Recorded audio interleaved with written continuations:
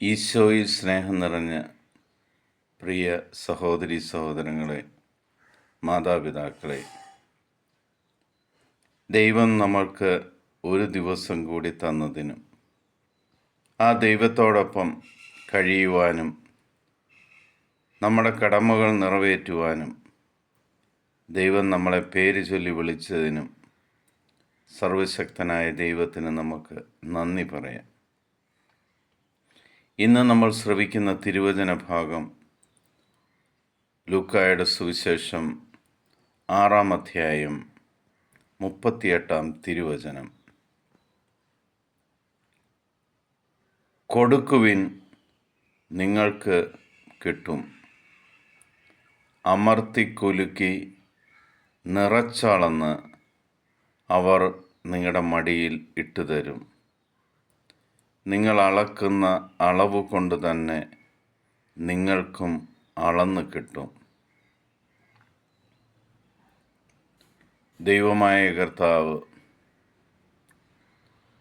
ഈശോ മിശിഹായിലൂടെ നമ്മളോട് വളരെ വ്യക്തമായിട്ട് പറയുകയാണ്, നിനക്കെങ്ങനെയാണ് സമൃദ്ധി ഉണ്ടാകുന്നത്? ഒരു വ്യക്തിയുടെ ജീവിതത്തിൽ പ്രോസ്പെരിറ്റി ഉണ്ടാകുവാൻ എന്ത് ചെയ്യണമെന്ന് ഈശോ നമ്മളെ വ്യക്തമായിട്ട് പഠിപ്പിക്കുന്നു. മറ്റുള്ളവരിൽ നിന്നും വാങ്ങുന്നതിനെക്കാട്ടിൽ ഏറ്റവും നല്ലത് മറ്റുള്ളവർക്ക് കൊടുക്കുന്നവനായി നിൻ്റെ ജീവിതത്തെ മാറ്റുക. നിനക്ക് എന്തുണ്ടെങ്കിലും അത് പരസ്പരം ഷെയർ ചെയ്യുവാൻ,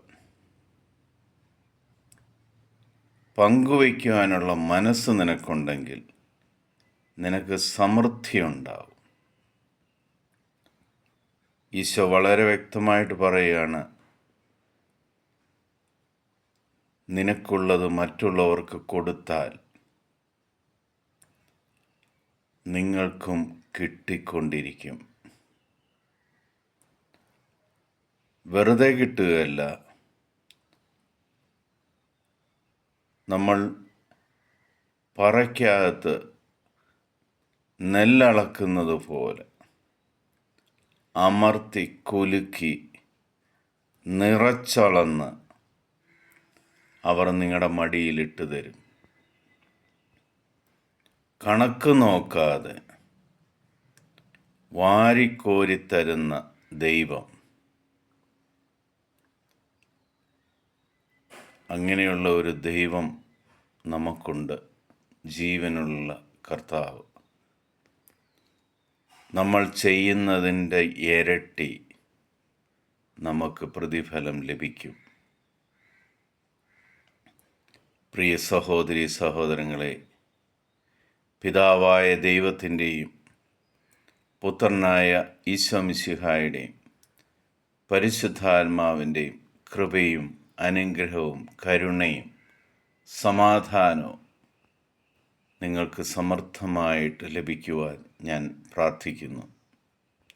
അതോടൊപ്പം തന്നെ ഇന്നു മുതൽ എനിക്കൊന്നും ഇല്ല എന്ന് പറയുന്നതിന് പകരം ഉള്ളതിൻ്റെ ഓഹരി മറ്റുള്ളവർക്ക് കൂടി പങ്കുവയ്ക്കുവാനും കൊടുക്കുവാനും സർവശക്തനായ ദൈവം നിങ്ങളെ അനുഗ്രഹിക്കട്ടെ എന്ന് പ്രാർത്ഥിക്കുന്നു.